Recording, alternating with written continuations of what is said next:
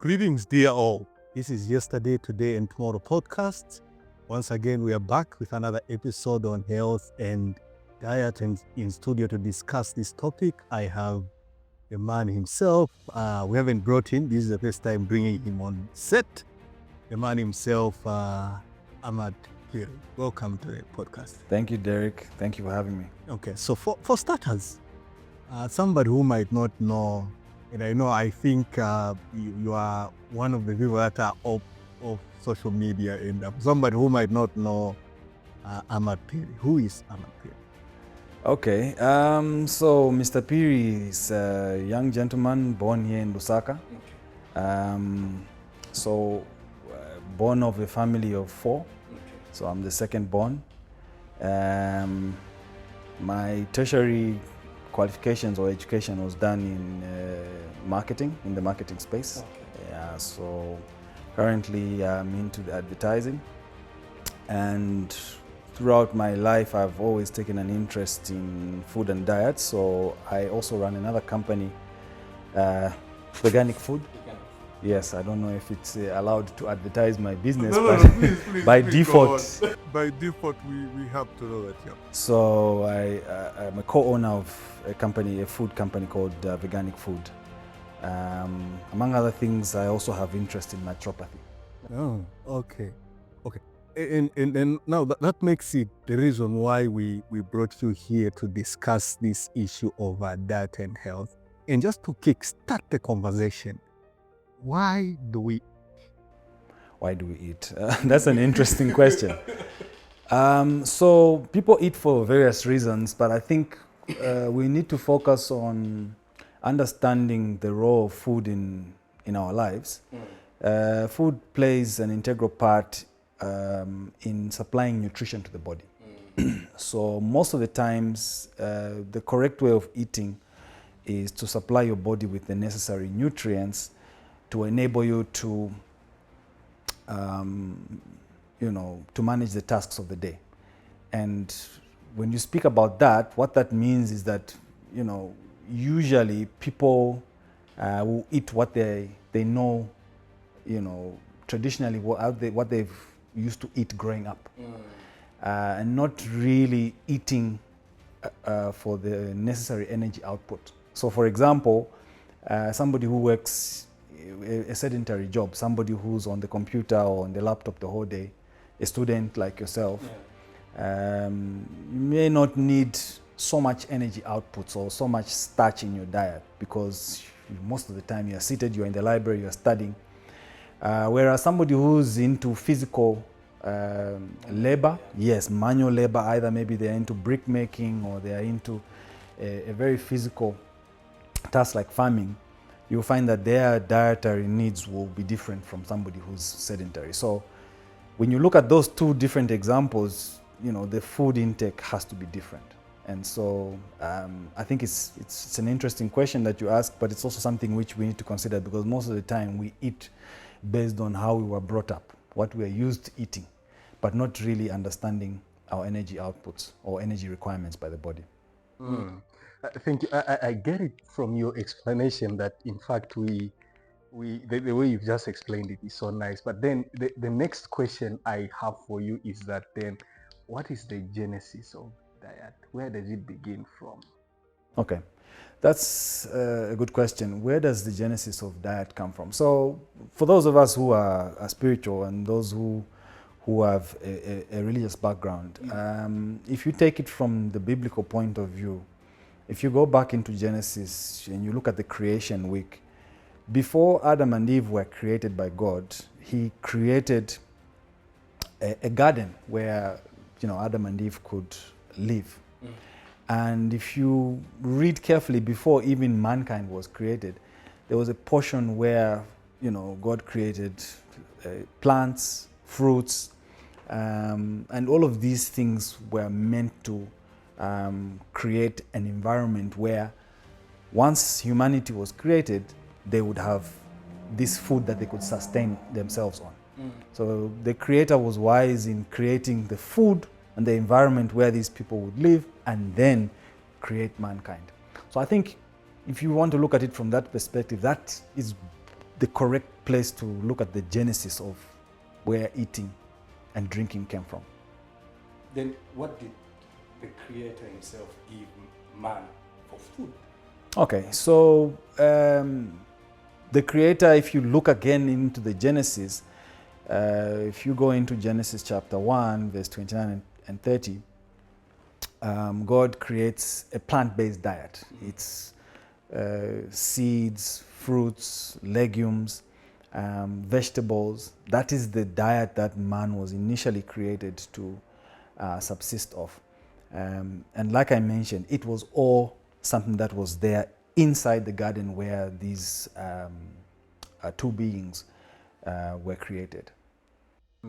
So you said fruits? Yes, fruits, grains, vegetables, legumes. It was more or less a plant-based diet. Anything to do with plants is what they were initially given in the Garden of Eden. Later, what happened? We see people start eating meat. How did that come about?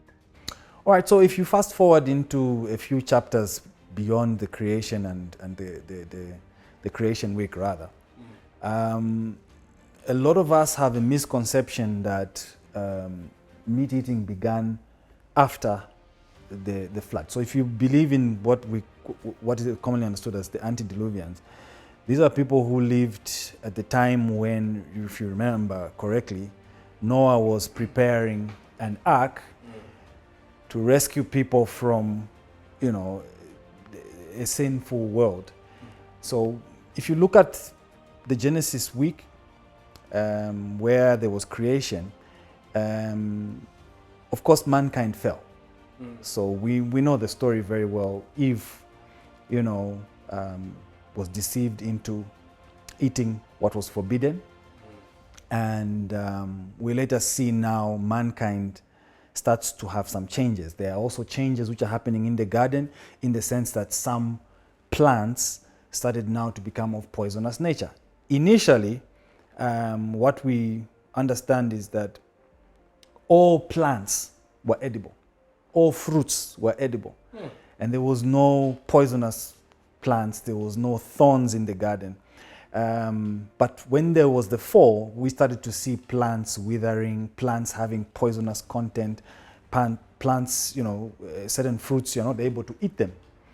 So this, of course, later amalgamated into the situation where now the nature of mankind became sinful.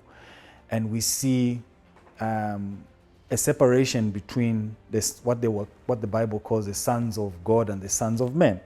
So the sons of God were the descendants of Abel, who were obviously the children, one of the first children of Adam and Eve. And then we have Cain. The descendants of Cain became the sons of men. And so the sons of men, remember, we know the story very well, that sons of men started to covet the sons of God, right? And so they started to want to intermarry, and so on and so forth. There came about a situation where now the sons of men went even to the extent of trying to grab or take away people's wives. We understand that that's where flesh eating came from. The desire to eat flesh it was basically taken as a sport. It was taken as something which was, we eat the flesh of animals. It was considered to be something, a great activity. And so the nature of mankind was now amalgamating. From the fall, we are seeing mankind now emanating with this sinful nature. And so human beings started to eat flesh even before the flood. And so we see that the flood brought about a destruction of not only mankind, but animals as well as plant nature. So trees, mountains were destroyed in the flood. And so when you look at Noah and his family of, less than 10, they were stuck in this ark, and they couldn't subsist of anything of plant nature, because the only thing that went into the ark with them was maybe a few katundu which they had, but also the animals which God wanted to preserve, 2 of each kind. And so God instructs them, if you read down in Genesis, should be in chapter 7, to eat of the animals that they had in the ark. In fact, if you read it very carefully, Noah was fearful of his life because some of these animals were huge. You can imagine being in an ark or in a confined space with elephants and crocodiles and lions. Noah was terrified for his life. But God said, these animals will be submissive to you and you can partake of these animals for food. And that's where now God allows mankind to partake of flesh because there was nothing else that they could subsist of. Everything else was destroyed. Plant nature around was destroyed by the flood. And so that's where we can see now God allowing mankind to eat flesh. Before that, if any of us ever lived before the time where mankind had fallen, we would have all been plant-based or vegetarians or vegans, however you want to call it.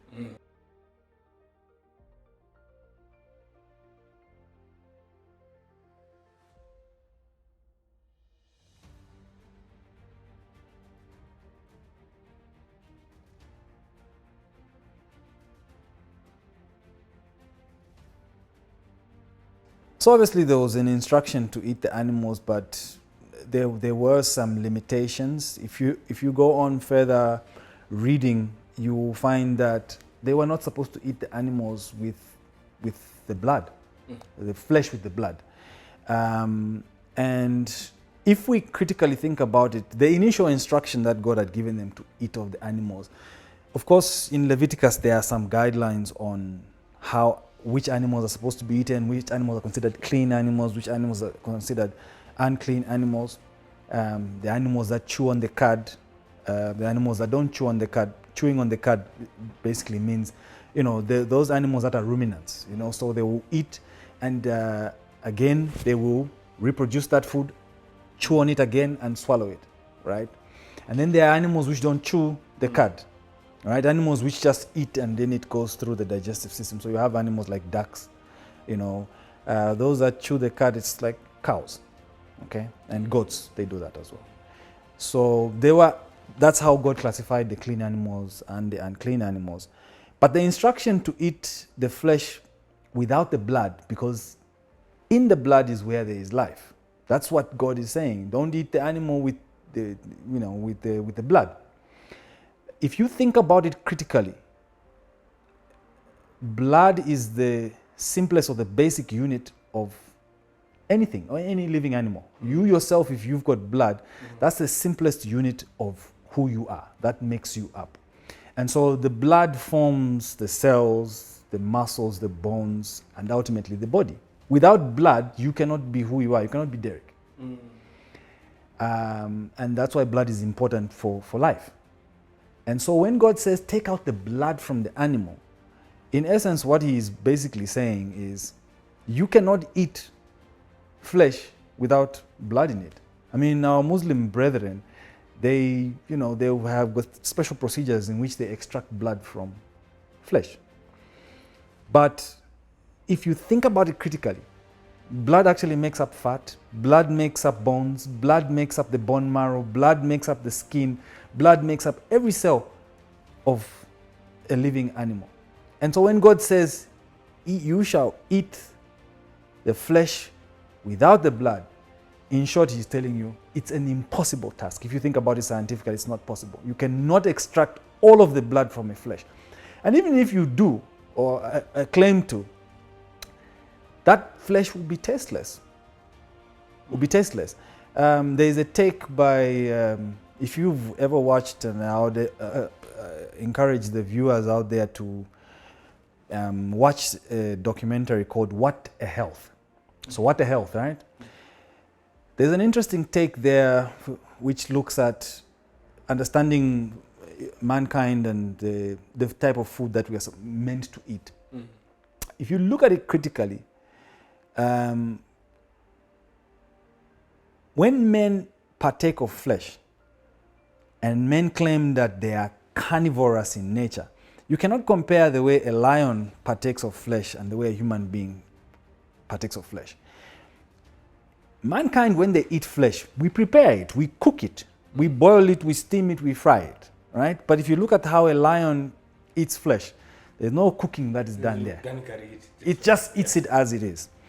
And so the reason why human beings go through this process of preparing flesh to eat is because the mind is trying to create a more palatable flesh or steak that the human body can take in. So what do? If you look at the original diet that mankind was supposed to eat, we were meant to eat plants, fruits, etc. God designed the trees to have the fruit hanging low and in eye line level with mankind. So when you stand, you're able to see the fruits at your eye level. So that's by design. That's God designs it. If you look at the shape of fruits, they're shapes that can fit into your hand. That means you're able to pluck them. Mangoes, apples, bananas, whatever the case is.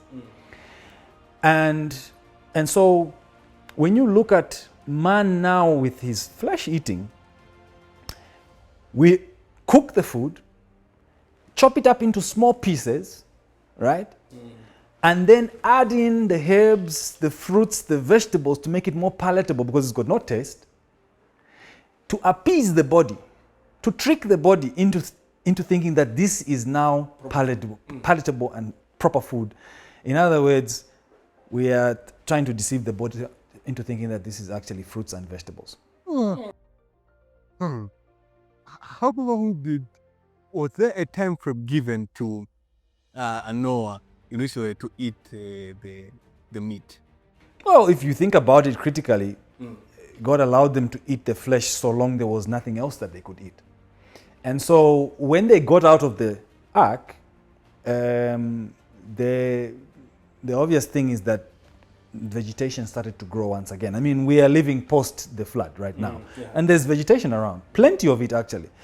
And so mankind would, if they were wise, they would have switched back to the original diet and not kept on eating the flesh as per before they had anything else to eat.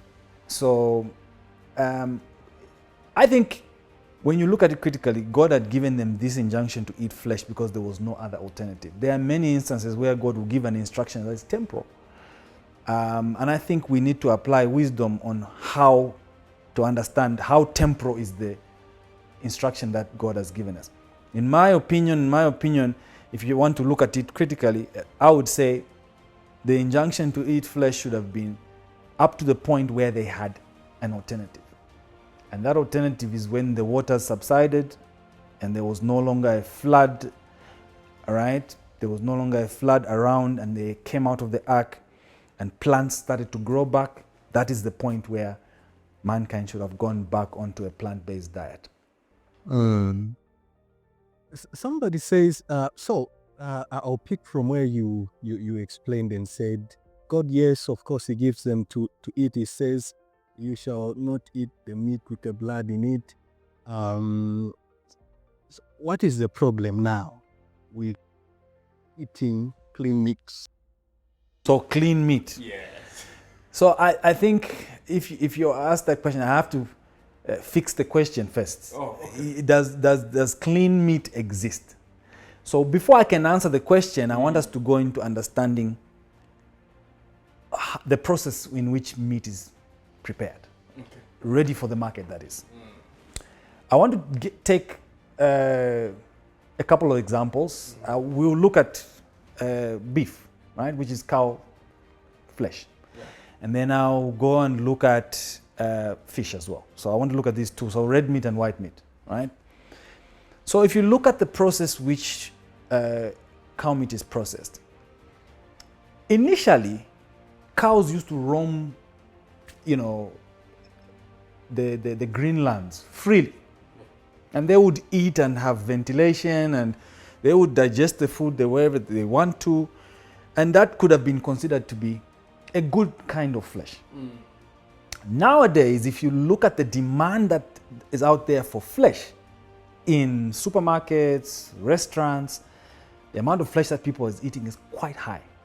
And so what's actually happening is that the manufacturing companies that are producing flesh are destroying, a lot of vegetation, a lot of land to farm, crops to create feed for the animals. Because now animals are on feed. You can understand that there's development now. So there are cities. So there's limited farmland where food can be grown. Mind you, there's food crops for human consumption, and then there's food crops for animal consumption. So we have limited resources, limited land, limited water. So, we still have to grow crops for human consumption as well. And so now what's happening is that, first of all, the environment is being damaged. You understand what the ecosystem is. When you clear land to grow crops like soy and, corn to create feed for animals, you are destroying the environment. That's the first point. And so environmentalists are big on that. And that's why some people would say, I'm plant-based because I'm supporting the environmental safety, right? So that's the first part. The second part is that there's what are called CAFAO. So a CAFAO is a CAFO. That's an abbreviation. So those are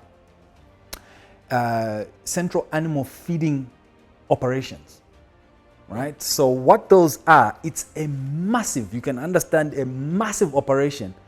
And an animal is just given a small portion where it can live inside this shelter. And there is a tray that passes where food or feed is fed through, either through a chain feeder, or maybe manually workers will pour the feed into these trays. And all the animal does is eat and defecate. Eat and defecate. Eat and defecate. Yeah, so I've seen that. Especially at these poultry, to put them, because of space, they're even in layers, and then they just protrude the onion. So now what actually happens is that the animal is no longer in its natural habitat. Remember, I gave the example of a cow grazing in the field freely. There's plenty of oxygen, the animal is not stressed. But now you can imagine living in an environment where there's thousands of animals, all compacted in these small spaces, because remember, it's about space utilization. So the cow only has this space. It can't sit, it can't do it, it must just stand and eat the feed. They're not eating grass, they're eating feed. And so these animals are stressed. So you can see that the physiological part of the animal is affected. They're constantly stressed, their adrenaline levels are high. And then when you look at even what they are eating, the feed, there's, if you go and the viewers must research this, there are some companies that what they will do is once they finish processing the animal, in other words, the slaughter, the abattoirs, kill the animals, they don't want to have any flesh left over. So what they will do is they will take the skin, the bones and whatever, and go and crush this and to mix this with the feed that they will again feed the animal. And this is meant to grow the animal and make them stronger and huger and bigger. And so they are feeding cows something which they don't naturally eat, which is flesh. And so when you look at the environment, it's toxic. There's a case in North Carolina. Actually, now it's a big thing because North Carolina is a big state in the USA where animals are cropped in CAFAOs, like we mentioned. And so there's some cases, lawsuits which have been done against these companies that are producing flesh. So, in North Carolina, they are what are called hogs. So they are like pigs, right? And so these CAFAOs will set up these pig factories where they are feeding these animals. And because of the amount of waste that they produce, because they're constantly eating, they have to dig these large pools where all this defecation is being pumped into these large pools. And when those pools become full, the companies have got no space. Your farm is done. So you've got space where your animals are, and you've got these pools where all this waste goes. So these companies will buy these huge pumps, like water pumps, and connect pipes to them, and spray those waste material into the atmosphere. So hundreds of meters, they're being sprayed like a sprinkler. And that's to pump out the waste so that they can have more space to put more waste. And so the surrounding citizens around those areas are affected by the microscopic sprinkles of waste that are shot from these pumps at these animal farms in North Carolina. And so you find that bacteria, E. coli, salmonella is found on children's toys. It's found on, clothing that people would hang. It's found in the food. It's found almost everywhere. And these people around these areas have taken these companies to court. And there have been settlements of $25 million payouts by these companies. 50 million. The biggest case was a case involving about 500 inhabitants of this particular area, and they were paid out $473 million. So this is why I had to say I have to fix the question. When you talk about clean meat, we need to look at where meat actually comes from and understand it. Is the meat actually being clean? Is it being done ethically as well? Is it being produced ethically? Are the animals being kept ethically? Because mind you, animals have intelligence. I've seen, if you go on Google, you will find so many videos which show that animals have an intellect. They have emotions. When animals are being taken to the slaughter, again cows, they know that this is the abattoir. The animal that is killed in front of that other animal knows that that animal has died. And so they are stressed. They have high levels of adrenaline because they are about to be slaughtered. And that adrenaline does not go away. It remains in the bloodstream of that animal. And once that adrenaline remains in the bloodstream of that animal, if you consume that flesh, you're consuming adrenaline, you're consuming all these hormones from that animal that was stressed. And that in turn affects your own human hormones. So apart from the growth hormones that the animal has in its flesh, there are also stress hormones. And maybe this is the reason why human beings have so much anxiety, so much fear factor, so much, anger, so much stress. It could be from what we are eating. The adrenaline and all those hormones from those animals that are being kept can affect us. So how clean is clean? That's the first point. I want to lastly go and talk about white meat, because I know people will talk about white meat and say, white meat is clean because, white, we've been programmed to think white is clean and black is dirty, right?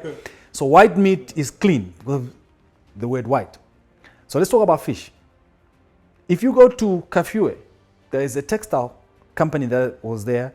Now there's also another company that produces, does processing of I think metals. And I'm not saying they do this, but I'm saying the industries that are close to rivers pump their waste material into rivers. We've heard of cases on the mines, we've heard of this. It's a big thing. So they pump their waste into the water. So once that waste material is in the water, of course the animals that are in there are affected. The whole ecosystem is affected. There's a concept called biomagnification, which basically you understand the food chain in the water.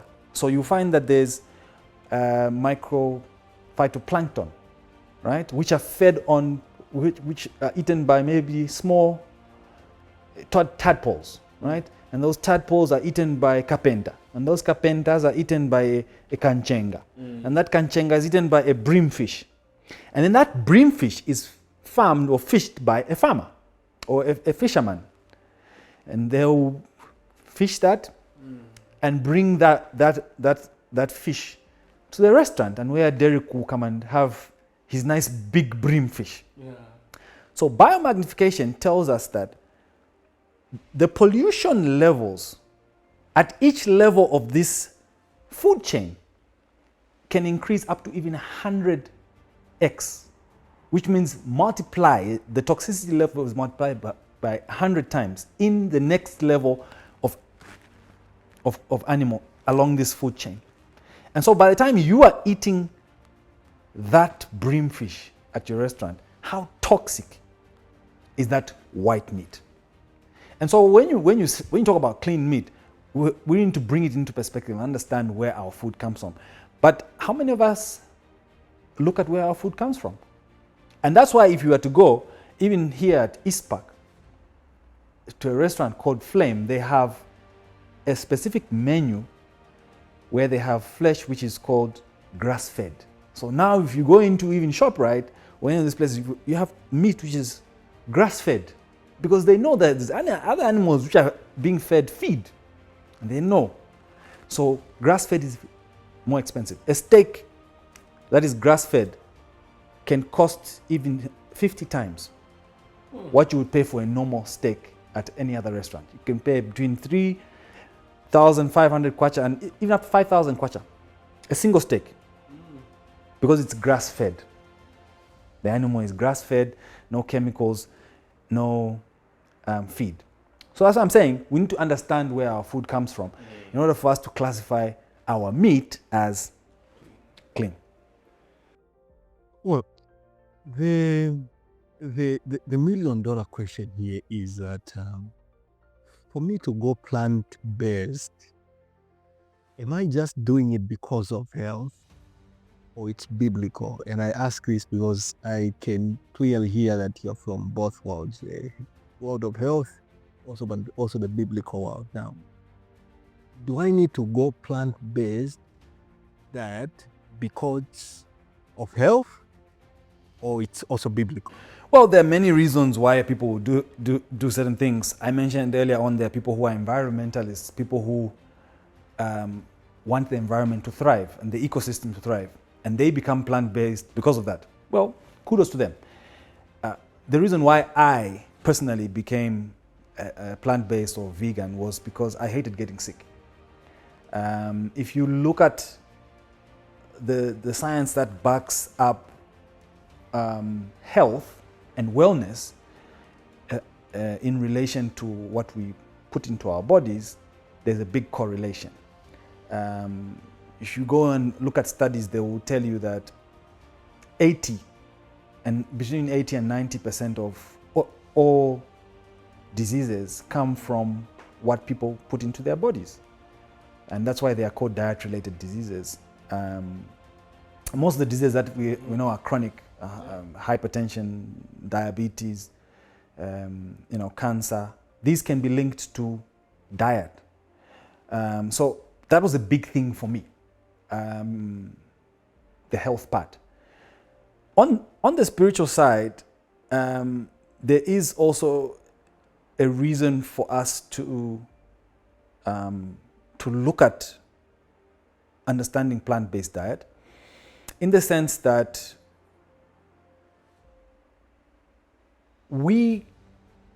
people who believe in the Bible consider themselves to be stewards of their bodies. So God gives you this gracious gift of your body, and you have to take care of it. You can't live however you want to live. You have to live according to a certain lifestyle because you've been granted the gift of your body. And so it still links to health, even on a spiritual level, because you can't treat your body the way you want to. For example, you may have a child today.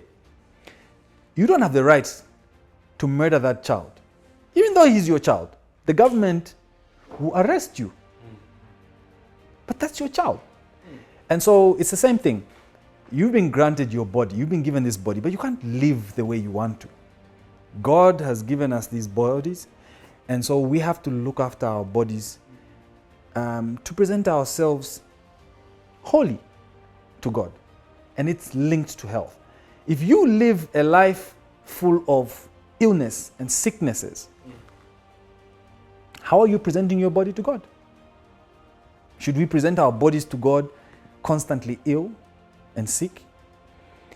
Another link that we could have is that when mankind is constantly sick, it affects the psyche, the mental part.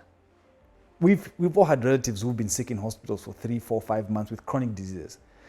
Do we see what it does, not only to you who's taking food there and constantly encouraging? Sometimes you run out of words to encourage them because they're constantly sick. And their mental psyche is also affected. And so we are seeing that when people are constantly sick, it has a drain on the mental health of the individual. And so that's linked to spirituality, because the more depressed you are, the further away you are from God. If your mental state is not okay, you can't worship God. You can't sing praises to his name. You can't sing praises to his graces. And so the mental part, the physical part, the psychological part, the physical well-being of an individual, mind, body, soul, the threefold balance has to be all in good terms. If you look at Christ himself, other writers will tell you that the Christ pose showed that Christ was mentally, physically, and spiritually healthy. Can we prove from scientifically, are we able to prove that meat eating is among the leading causes of death in the world? Yes, you can. All we need to do is go and look on the World Health Organization website. It will tell you that, foods which are in group 1, carcinogenic group 1. And so when I talk about group 1, these are foods that cause cancer, or things that cause cancer are considered to be in group 1. If you look at smoked food, food that has been processed like pork, bacon, chili bites, these are considered to be in group 1 carcinogenic foods that can promote cancer. And what else is also in group 1? Tobacco, smoking. So you can see that tobacco, or people who smoke, are considered to be at risk with group 1 carcinogen, cancer-forming food. And equally, smoked food, food that is processed, like I mentioned, pork and bacon. They are considered to be in group 1 level of carcinogens. On World Health Organization website, you can go and look it up right now as we speak. So you might claim that you're not smoking. You have the same effects. You can have the same effects. If you look at, I'll give another example, and this is a bit controversial. If you look at an egg contains what is called cholesterol. An egg egg yolk has the most concentrated, it's the most concentrated glom of cholesterol in terms of food.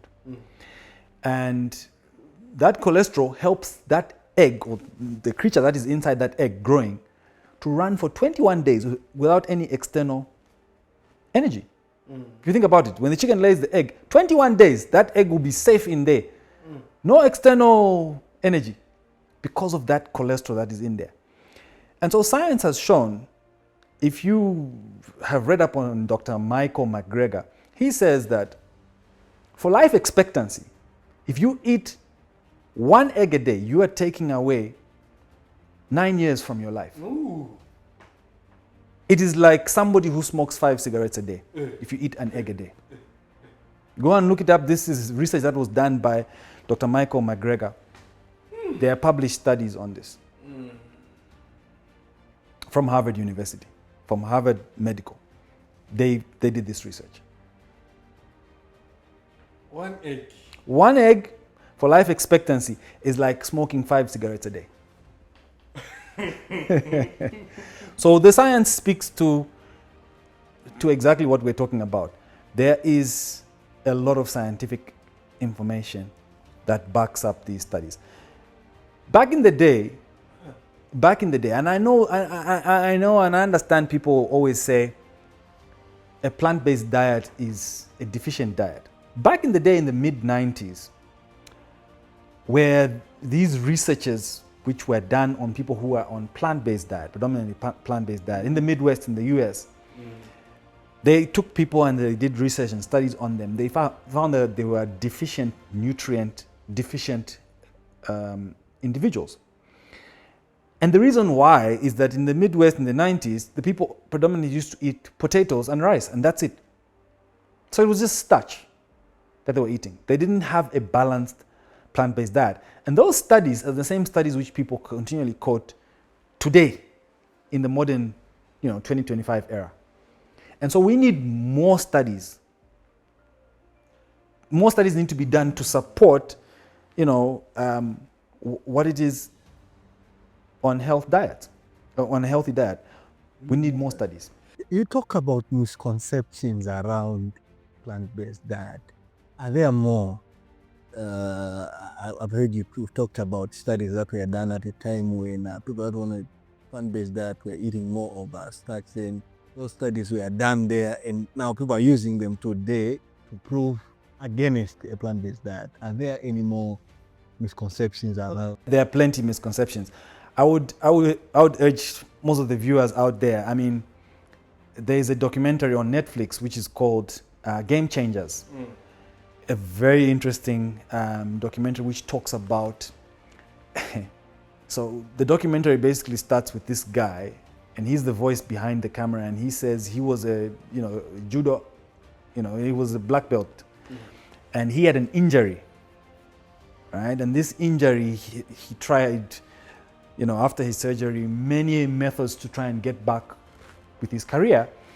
And in his research, in trying to find out, means and ways of how he can help his knee that was injured, he stumbled upon studies that proved that, plant-based diets could help athletes recover faster. And so he went down this rabbit hole, and he discovers that there are actually a whole number of athletes, I'm talking about elite athletes, that put themselves on plant-based diet and still performed to the highest levels. And this documentary outlines who these athletes are: the cyclists, strongmen, footballers like Lionel Messi. It outlines all these champions who've gone on to plant-based diets and have still performed to the best of their abilities. Reason being, a simple thing called inflammation. Now, when you eat flesh food, what instantly happens, and I'm not talking about weeks or months or years, you have instant inflammation the moment you partake of food. And what is inflammation? Inflammation is the body's response to eating something that's foreign. And so free radicals are released, and so inflammation causes injuries. So if you're an athlete or an elite athlete, backed by sports science, they will tell you that they need to decrease the amount of flesh food because, one, when you have your body constantly working at high levels, like sportsmen, elite sportsmen, your risk to injury is high because of high oxidative state. And your recovery times will be less. So, you exercise, then you have to recover.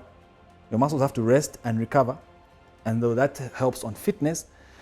And so the misconception is that you'll be weaker when you're on a plant-based diet.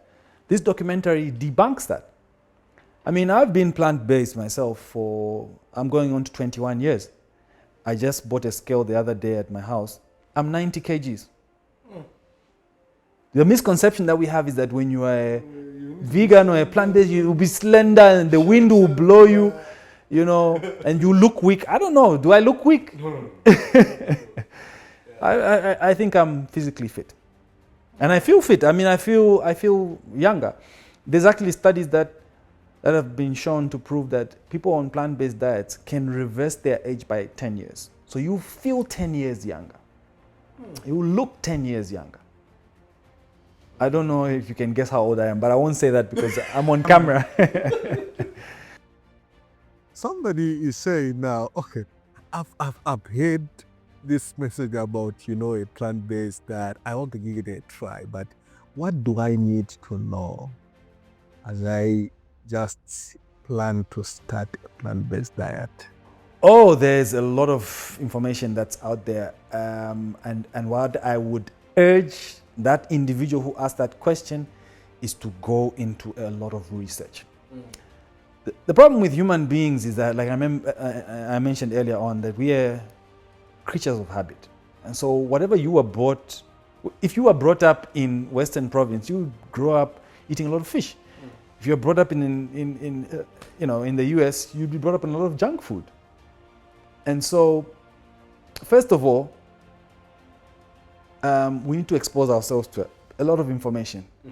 Take ourselves out of how we were brought up and the food that we were brought up eating predominantly, and then look at that information and see what's best suited to our work. All right. Remember, I mentioned if we do sedentary work, we need to understand what foods we need to eat if we are sedentary workers. If we are manual laborers, we need to look into that as well.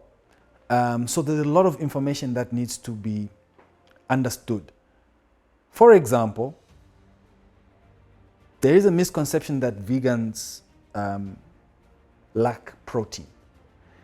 The simple science will tell you that protein is not synthesized inside even a human being or any other animal. What that means is that the scientific process by which protein is made does not happen inside your body naturally. It doesn't happen inside the cow's body or a goat or a chicken. So what basically happens is that when the cow partakes of its food, grass, it's getting those proteins from the vegetation that it's eating, and then it goes inside the body of the cow, and then you eat the cow. So you're eating secondary proteins. You're not eating first grade protein. Along with what I mentioned, the hormones, the cholesterol, the bacteria, etc., etc. So yes, you're eating protein, but you're eating secondary protein, but along with all these other things which you don't want in your body, which cause other problems for you. So there's a misconception that vegans don't have enough protein. I will tell you this. We don't have a protein deficiency. Not only vegans, in the world, we don't have a protein deficiency. For two simple reasons. Protein, remember, is a building block. So you, Derrick, as a mature adult, you don't need protein unless you are becoming a bodybuilder. Unless you want to grow your body from where you are and say, I want to be a bodybuilder, I want bigger muscles and bigger legs for whatever competition, then you need a lot of protein. Your daily intake of protein will be high. But for somebody who's already grown like me, a mature, adult, man or woman, we don't have a protein deficiency. Our daily intake of protein should be less, unless you're a bodybuilder, like I mentioned. We actually have what is known as a fiber deficiency. Now, what is fiber? Fiber, remember, it's got no nutritional benefit. Fiber is simply a toothbrush for the inside of our bodies. It's what sweeps up the dirt. And we have a 93% deficiency rate on fiber. People don't eat fiber. If you think about our food, what we were taught to be a balanced diet, you have your nshima, you have your steak, and you have a small portion of vegetables. Yeah, yes. And those vegetables, they're a side issue. Yeah. And people don't like the vegetables anyway. And they're overcooked. So you have broken down the vegetable to the point where the fiber is damaged. It doesn't do its job. So we need to start thinking of how we can integrate more fiber into our food. And by the way, the nshima, the very nshima which you're eating, which is grain, right? I know we have some international viewers. I don't know what nshima is. So nshima is basically corn, milled corn, which is cooked up into like a porridge-like, right? People will still eat that with what is known as breakfast meal or a refined meal. So it's white mealy meal. All the fiber has been removed. And so that's why I'm saying that we have a fiber deficiency. In meat, there's no fiber. So inside, we look good on the outside. We clean up nicely. Our shirts look clean. Our body, our faces, everything looks clean. But on the inside, we have a lot of dirt, undigested food, because we don't eat enough fiber to clean out that dirt. And fiber comes from plants. That's the only source of fiber. And so we have a fiber deficiency, not a protein deficiency. So there are so many things that we need to understand. What I would advise somebody who is going on a plant-based diet or thinking about it, do your research. Do your research, number one. Number two, probably go and meet with a nutritionist. That they can, set up a diet for you based on your daily needs, your career, and your energy outputs. That's the best advice I would give somebody who's thinking about transitioning. 20, you said 20 or 21 years, John. It's a lot of years for you to, yeah. What challenges did you initially face when you were starting out on this diet? First of all, I was brought up in Zambia. And so this diet is not common in Zambia. Even now, it's still something which is predominantly new. So the struggles that I faced was, what alternative foods could I eat now that I'm plant-based? I remember one time having cornflakes with avocado because I struggled for what I could eat. I remember having bread with just vegetables because I could struggle for what to eat. Nowadays, you've got, thanks to companies like Veganic Food and other companies that are coming on board, the South African manufacturers produce a lot of plant-based foods and they import them into Zambia. You can walk into ShopRite and Pick n Pay and buy your vegetarian sausage and whatever. The challenges that we had growing up, we never had that. We never had that luxury. Yeah. And maybe it was a blessing in disguise because that was one of the reasons that motivated me, because I had challenges with what to eat. And I thought, all these other people who are also on plant-based diets are probably struggling. So there's a market there that, there's a product that needs to be sold to this type of customer. So it was a big challenge. I mean, think back 20 years, the year 2000s. Yeah, it was. So somebody says, no, I don't have money. I'm not, there's this fear that, that is quite expensive. So before I gain a certain level of income, I can't go on plant-based diet because I don't have money. I'm broke. Is a vegan diet for the elite only, those that are up there, or even just somebody who is basic in income can afford it? There are two things here. Number one, Africa is blessed with unlimited number of vegetables and fruits and legumes because of the environment, how the weather is. A lot of fruits thrive here. That's the first thing. If you go to the UK, you will struggle where to get mango. Here in Zambia, people throw away mango and mango season. You find mango rotting at Soweto. You find fruits rotting all over. Vegetables are in plenty. Every street corner, there's somebody selling some form of fruit or vegetable. Here in Zambia, let alone in Africa. That's the first thing. Secondly, it's a question of economics. You remember the supply and demand question. Less supply, more demand. More demand, less supply. And that also affects the prices.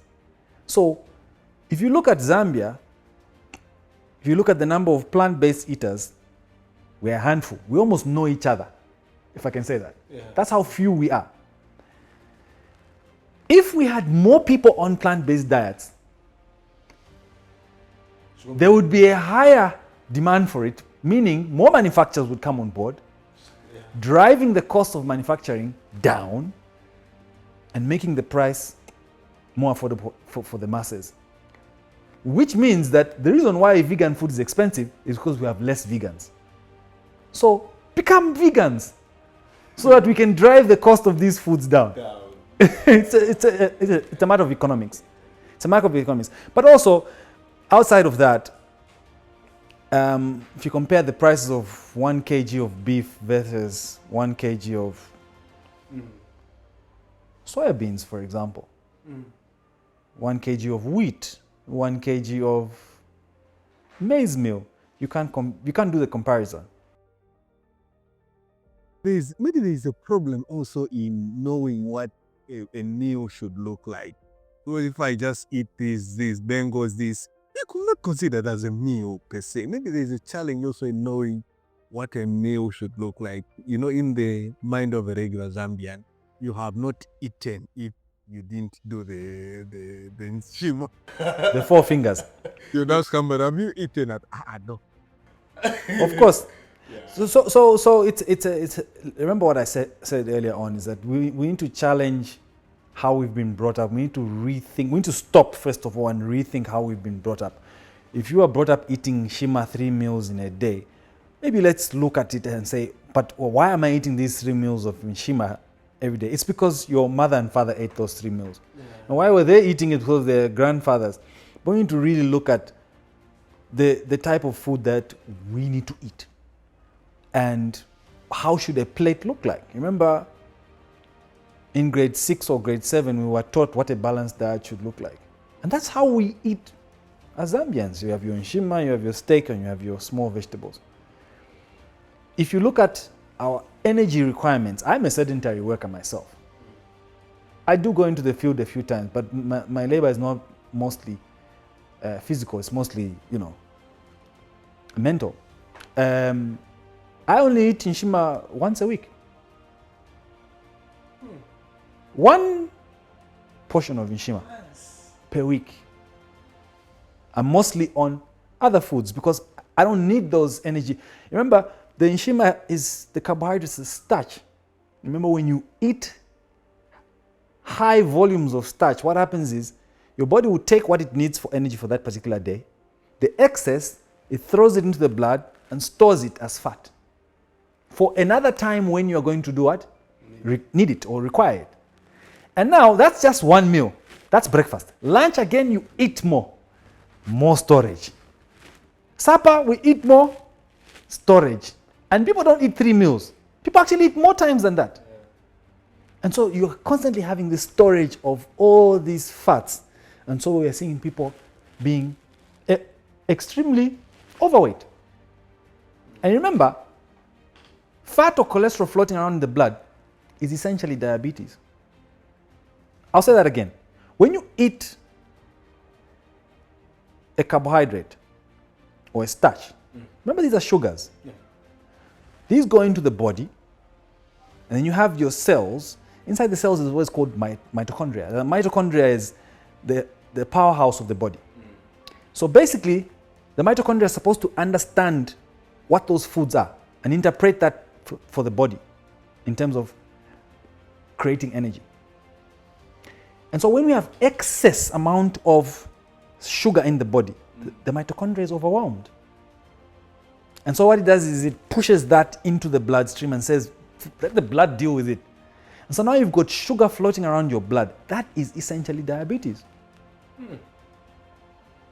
That is essentially diabetes. So people are walking around with diabetes or pre-diabetes, let me call it that. Pre-diabetes. And that's why we have young people now, the age of 12 or 13, 15, having diabetes. When before, it was a misconception. But if you get the fiber balance right, the fibers are able to deal with the sugars. Oh, yeah, I get it. And then balance those out and you not have diabetes. Okay. We're in the dying minutes of our conversation.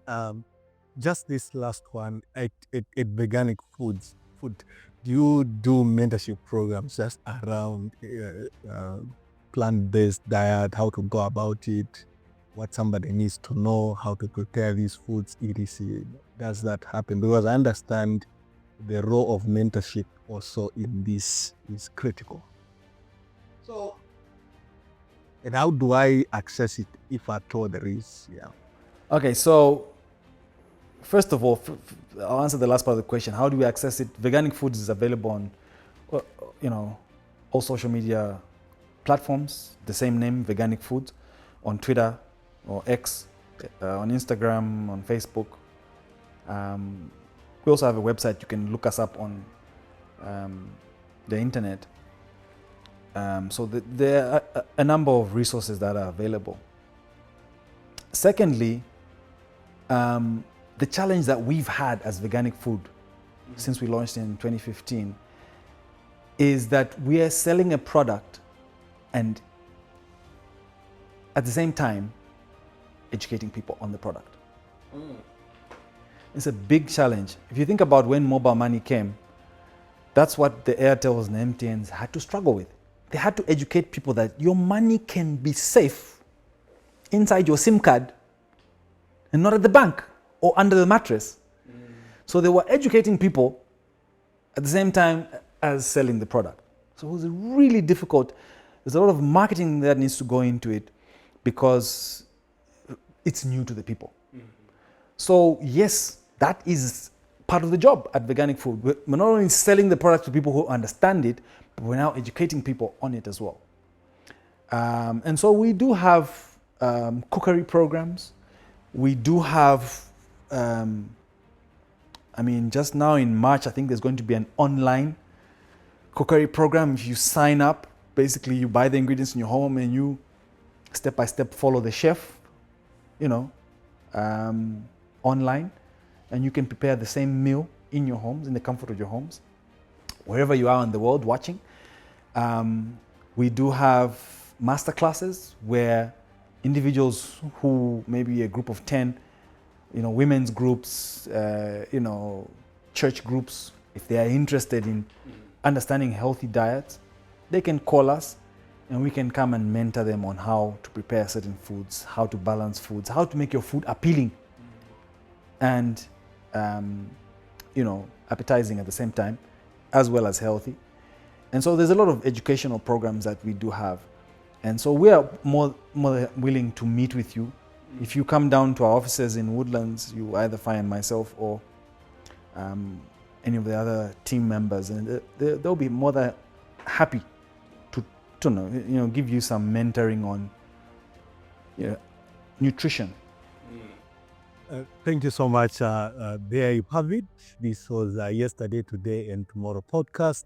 Remember that we are the connecting link between the world yesterday and the world tomorrow. I've been your host, Derrick Munyinya, and my guest was Ammad Phiri. We're in this space, and I should just mention it, courtesy of this man. Most of you have told me, your studio looks nice. It is courtesy of this man I've been sitting with here. Till we see you again. Bye. Thank you so much. Thank you so much.